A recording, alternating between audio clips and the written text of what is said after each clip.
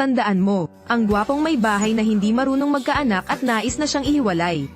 Ngunit hindi niya inakala na sa pinakadelikadong sandali, ipinagtanggol siya ng kanyang asawa mula sa isang putok. Nakuha ng gwapong ito na tinitigan ng bala na pumasok sa katawan ng babae. At siya'y nagtaka at agad na dinala ang kanyang asawa sa ospital.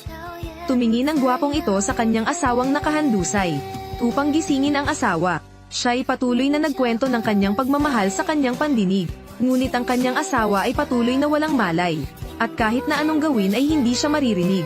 Habang tinitingnan ang pagdala sa kanyang asawa sa silid ng operasyon, dumating ang kaibigan ng babae na nabalitaan ang pangyayari at agad itong pumunta. Siya'y lumapit at biglang binigyan ng lalaki ng isang bag ng buhangin.